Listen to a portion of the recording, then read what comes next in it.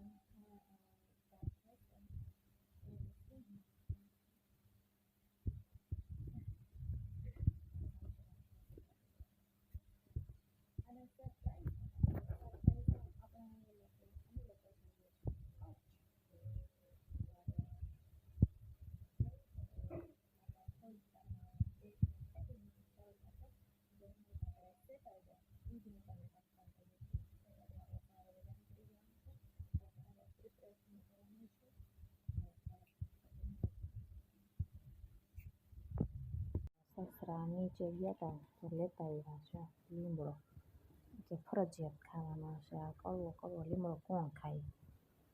અત્યારે તો લીમડો ખાવો જ જોઈએ. અત્યારે હાલવા જાય આવું કંઈક લેતા અત્યારે લીમડો ખાવાનું આપણને ભાવતા પૂરી છે.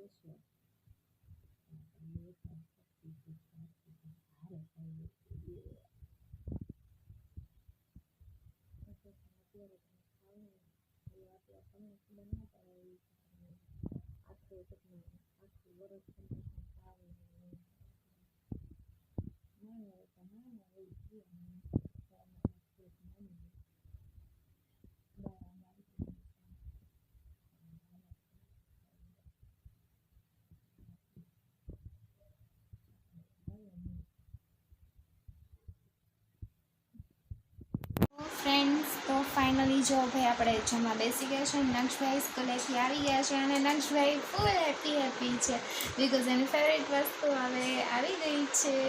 જો અને કિશાલનો ફર્સ્ટ ટાઈમ છે.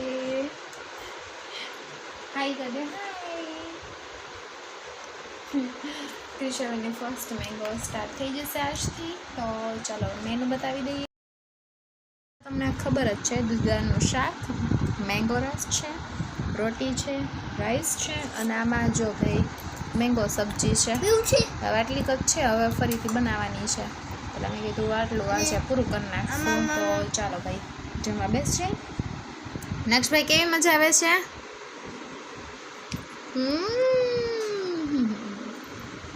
હેલો ફ્રેન્ડ્સ, તો ફાઇનલી જો ભાઈ મીલનો ટાઈમ થઈ ગયો છે ને આપણે ફરીથી આવી ગયા છીએ કિચનમાં.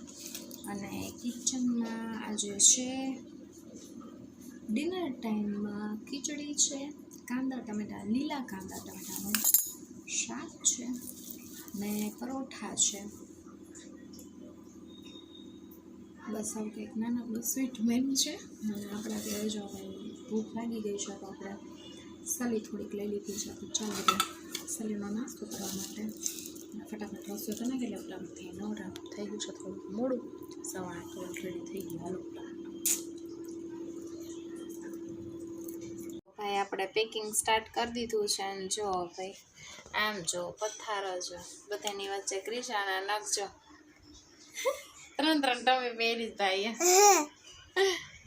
નક્ષભાઈ આ નક્ષભાઈની આ નક્ષભાઈના 3 ટોપી પહેરી ભાઈ. ક્રિશુ બાબા આવું છે? ના. બાબા આવું છે? ના.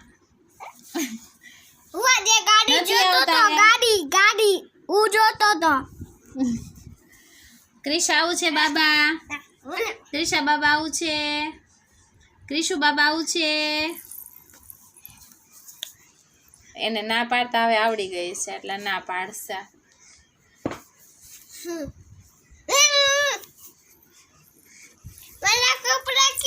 તોફાન ચાલુ છે અત્યારે. ના જો ઘર રમણ રૂમ જો અહીંયા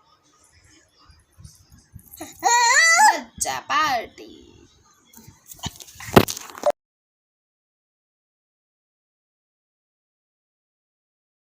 તો ફ્રેન્ડ્સ, તો ફાઇનલી આપણું બેગ પેક થઈ ગયું છે. અને કાલનો એક દિવસ અલ્ટરનેટ 1 ડે પહેલાં જ કરી લઉં છું. કારણ કે પછી કંઈક તૂટક વસ્તુ યાદ આવે તો એ એડ કરતું જવાય અને થોડો ઘણો આપણને ટાઈમ મળે એટલા માટે. તો બધાને ગુડ નાઇટ, જય શ્રી કૃષ્ણ, મહાદેવ હર. કાલ મળીએ એક નવા જ વ્લોગ સાથે. ત્યાં સુધી બાય બાય, ગુડ નાઇટ, જય શ્રી કૃષ્ણ, સાયોનારા.